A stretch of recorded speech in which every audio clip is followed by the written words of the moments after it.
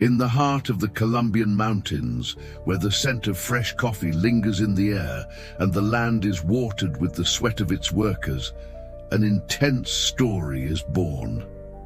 A story of forbidden love, betrayal, and revenge. Camila Montero always knew the fate of coffee pickers was simple: to be born, work until their hands bled, and die without ever leaving the plantations. But Camila wanted more. Her dream was to escape poverty, build something of her own, and never again submit to the landowners. What she never imagined was that her destiny would become entangled with Martín Castillo, heir to one of the largest coffee estates in the country, a man who, despite all his wealth, carried an emptiness in his chest, and that emptiness would only grow when he met Camila. The heavy clouds signaled an impending storm, the sky darkened rapidly, and the scent of damp earth filled the air.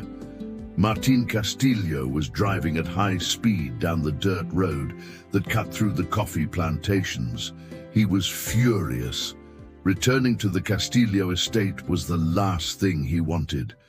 After years of living in Europe, far from the chains of his family, he was now forced to take over the coffee business after his grandfather's death. To him, it was a burden. He never cared for production, never cared for tradition. He just wanted to leave. But destiny had other plans. The road turned to mud, the car skidded, and within seconds it was stuck in the middle of nowhere. No phone signal, no way out. The millionaire heir, used to luxury, was now trapped on a dirt road, clueless about what to do. That was when he saw her. A figure emerged from the fields, walking with firm steps, as if she belonged to that land. She was a young woman, her sun-kissed skin glowing, dressed in simple clothes, but her eyes radiated determination. Camila Montero. She carried a sack of coffee beans on her shoulders, her arms strong from years of hard labor, and the scent of coffee seemed to blend with the natural perfume of the earth. Something about her made him hold his breath. "Do you need help?" she asked with a half-smile, having no idea who he was. Martín hesitated. He wasn't used to asking for help, but something in her gaze made him accept it. Camila grabbed a wooden plank, quickly assessed the situation, and, with the experience of someone who had seen many trucks get stuck before, managed to free the car. All with an impressive calmness. "It seems like you're not from around here," she commented, wiping the mud from her hands. "And you seem to know this land well," he replied, intrigued. She smirked and simply said, "Here, I'm just another coffee picker." Then she turned around, disappearing among the coffee plants before Martín could say another word. He didn't know her name, but he knew he would never forget that woman. Days passed, but the memory of that woman wouldn't leave Martín's mind. He didn't know why. He had never been interested in anyone from that world, but Camila was different, driven by curiosity, or perhaps something stronger. He started visiting the plantations more often. He talked to the workers, observed the harvesting process, learned about the beans, but in truth, everything was just an excuse to see her again. When he finally discovered her name, he felt an unexpected thrill. Camila Montero. And what he didn't know was that Camila couldn't forget him either. She tried to convince herself that the man meant nothing. He was a Castillo, one of the landowners she had spent her life working for, a man who would never understand her struggle, who would never know what it was like to wake up before sunrise for a miserable wage. But then came the first touch.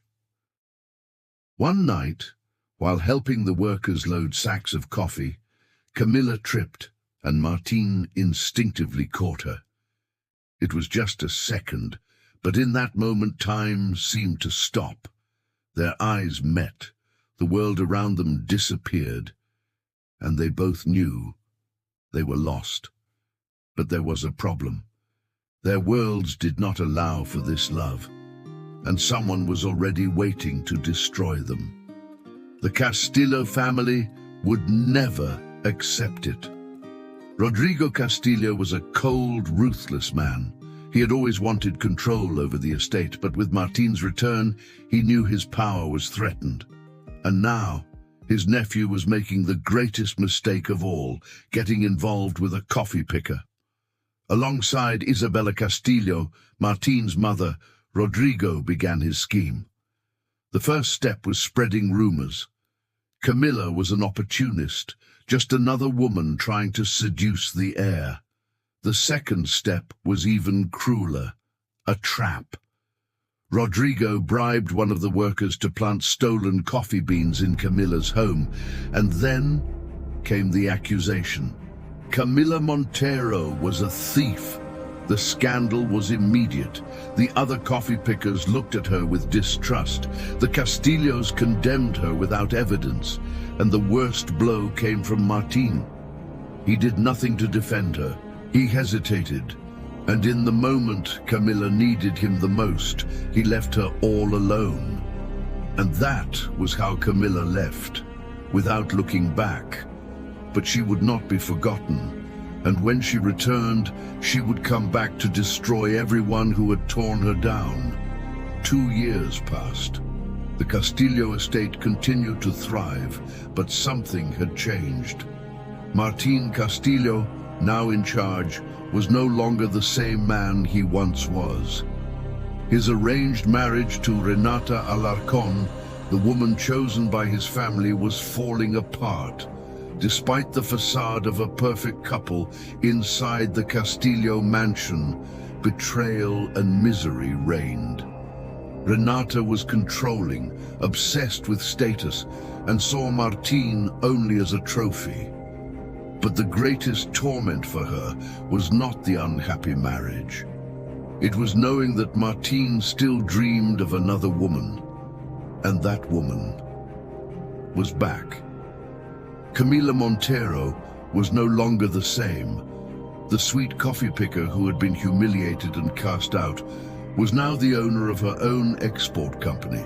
Her coffee was considered one of the best in the country, sought after in international markets. Now Camila Montero was an influential, respected, and dangerous woman. When her name started circulating in business circles, the Castillos realized she was a real threat. And Rodrigo Castillo, always a cunning man, knew he had to act fast. Rodrigo would not accept losing to Camila.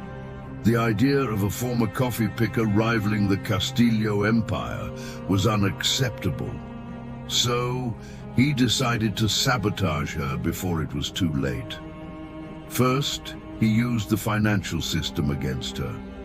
With the help of corrupt businessmen, Rodrigo orchestrated an embezzlement scheme, forged documents, and launched a tax evasion accusation against Camila's company. The media was alerted. Newspaper headlines began to appear. Coffee businesswoman under investigation, illegal deals. From picker to criminal, does Camila Montero's empire hide dark secrets? Investors started pulling out. International clients began to doubt her, and Rodrigo watched from the shadows. He believed Camila's downfall was only a matter of time, but he underestimated her strength. Camila was no longer a defenseless girl. Now she had allies. That's when Eduardo Montoya came into the picture, a brilliant lawyer, feared in courtrooms, and most importantly, a man who held dark secrets about the Castillos. Together, Camila and Eduardo began to dismantle the setup, document by document, witness by witness, until after weeks of tension, the truth came out. Rodrigo's fraud was exposed, and the trap set against Camila backfired on him. But Rodrigo wouldn't give up so easily.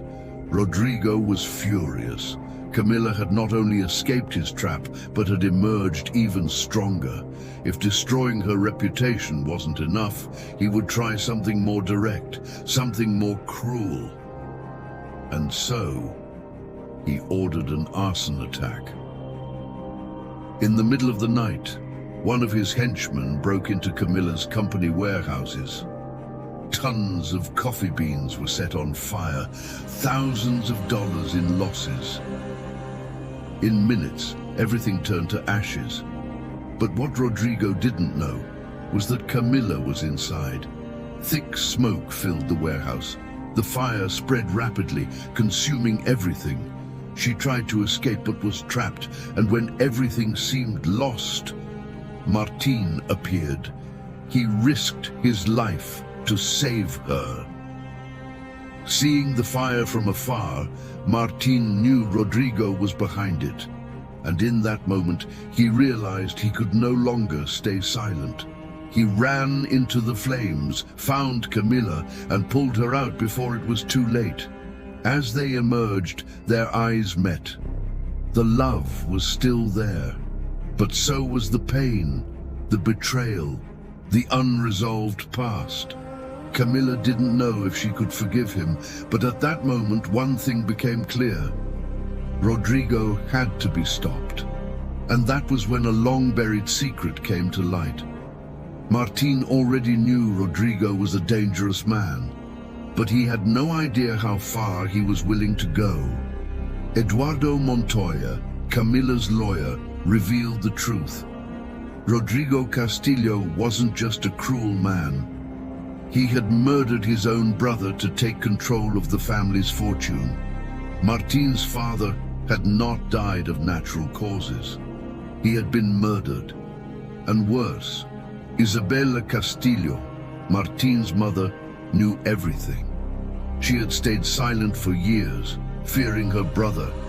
But now, after seeing Rodrigo attempt to kill his own nephew, she decided to speak.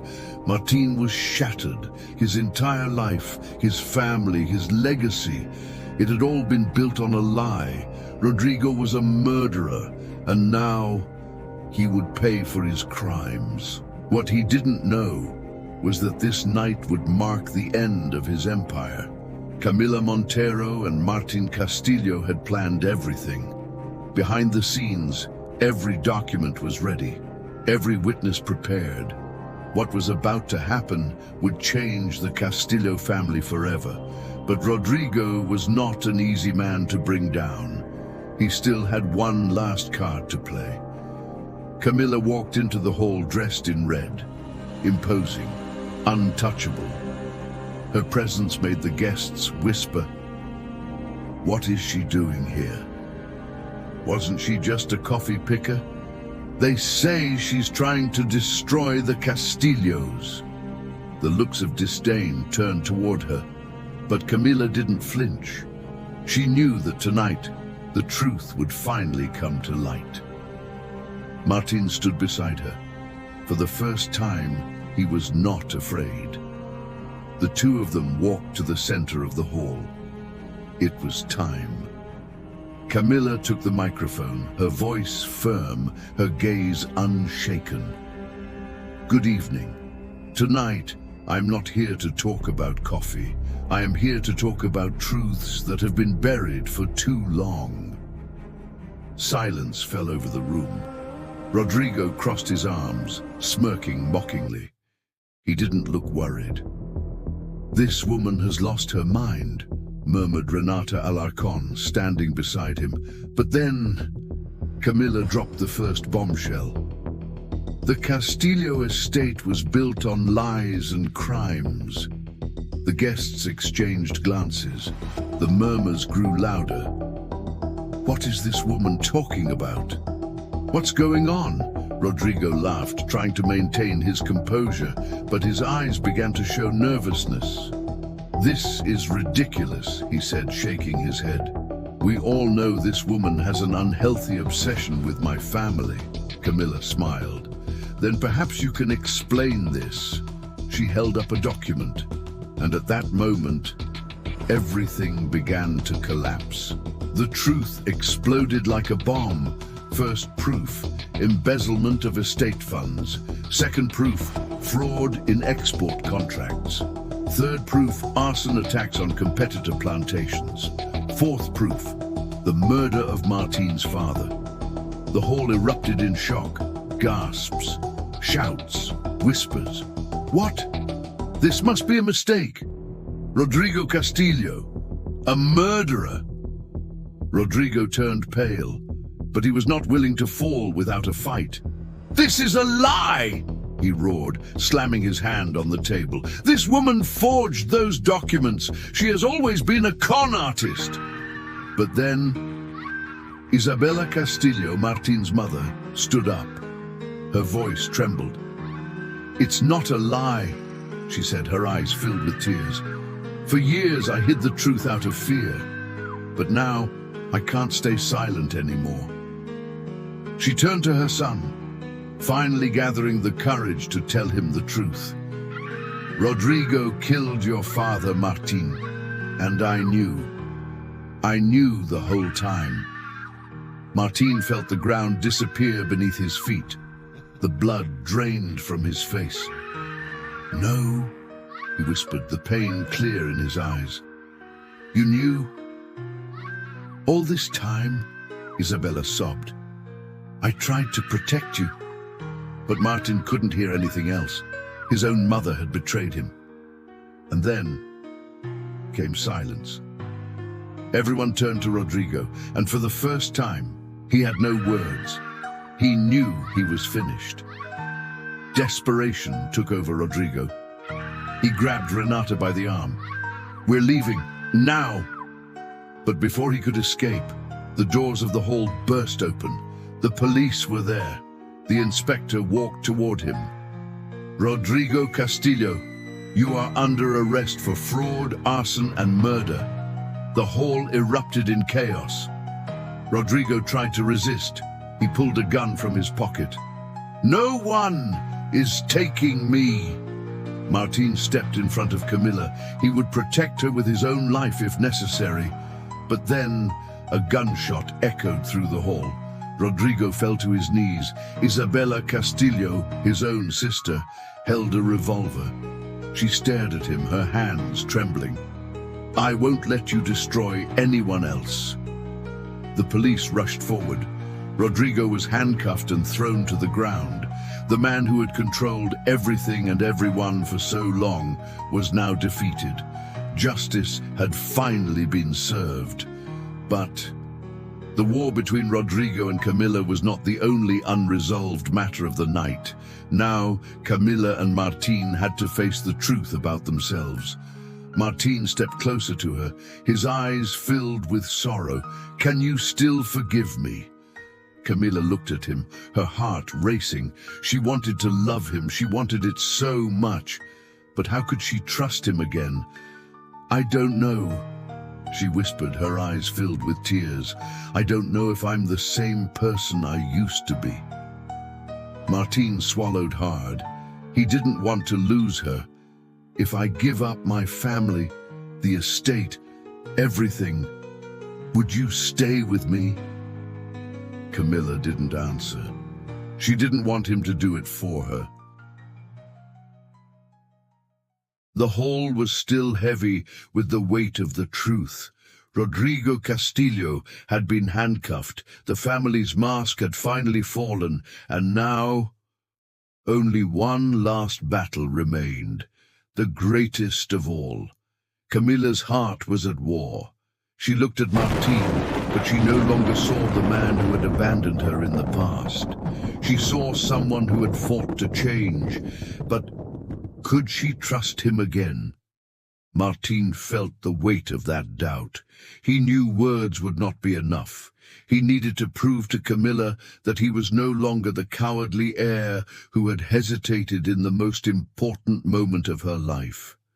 So he made his decision. He looked into Camila's eyes, and for the first time in his life, He knew exactly what he needed to do. The next day, Martín called a family meeting. He stood before everyone, his mother, the lawyers, the investors of the Castillo estate, all of them expecting him to take on the legacy, but instead, he renounced it. "I'm giving up everything." The shock was immediate. "Have you lost your mind?" His mother, Isabella, shouted, jumping from her seat. "Are you going to throw away centuries of tradition?" Martín looked at her. His gaze did not waver. "If this tradition is built on lies and destruction, then I want no part of it." The murmurs grew louder. The investors were in shock. "This is impossible. The estate needs him. He is the only legitimate heir." But Martín had made up his mind. He signed the papers in front of everyone. The Castillo estate no longer belonged to him, and in that moment, the empire finally fell. Martín walked out of the meeting, his heart racing. He had done the right thing, but now came the question that tore him apart inside. Did Camila still want him? He walked through the dark streets of the city he had once ruled as the heir to an empire. Now he had nothing, no title, no fortune, no powerful surname to protect him, only his love for her. But he knew. Camila was no longer the naive woman who had once believed in him. Now she was powerful. She didn't need him anymore. What if she rejected him? What if everything he had done was in vain? At last, he found her. Camila was standing in front of her coffee business, staring out at the city, the night breeze stirring her hair. Martín stopped a few feet away, his heart pounding. He had to say something, but the words wouldn't come. And then, she turned around. Camila looked at him, her expression unreadable. For a moment, silence weighed between them. Martín felt his chest tighten. Had he lost her? Had everything he had done not been enough? Her eyes glistened with tears, but she said nothing. The suspense was unbearable. Martín swallowed hard. He had to say something. "I gave up everything." His voice came out firm but heavy with emotion. "I let go of the name, the money, the power, everything, because I finally understood." Camila remained silent. Martín took a step closer. "I love you, Camila, not because I need you, but because you are the only real thing I've ever had in my life." The silence lingered. The wind blew strong. The suspense was suffocating. And then Camila began walking toward him. Her gaze was still filled with uncertainty. But there was something else, something Martín didn't dare believe. Camila stopped right in front of him. Her eyes locked onto his. A final second of hesitation, and then she embraced him tightly, and she kissed him. A kiss that sealed everything, a kiss of liberation, a kiss of a love that had survived the impossible. And when they finally pulled away, Camila smiled, a smile full of certainty. "I waited a long time for you to understand this." Martín closed his eyes, exhaling the weight of years of anguish. Finally, they were free. Love had survived the war. The past had been destroyed, and a new beginning was just starting. The coffee fields stretched out to the horizon. The scent of coffee filled the air. Now they were no longer prisoners of fate. They would write their own story. True love is not made only of happy moments. It is forged in pain, in struggle, and in the courage to face the impossible. Camila and Martín discovered that fate can be cruel, that betrayals can destroy, and that the mistakes of the past leave scars. But when two souls are connected by love, neither time nor distance nor even the shadows of the past can separate them. Because to love is to have the courage to give up the whole world just to hold the hand of the one you love. It is starting over, even when everything seems lost. It is defying fate and writing a new story.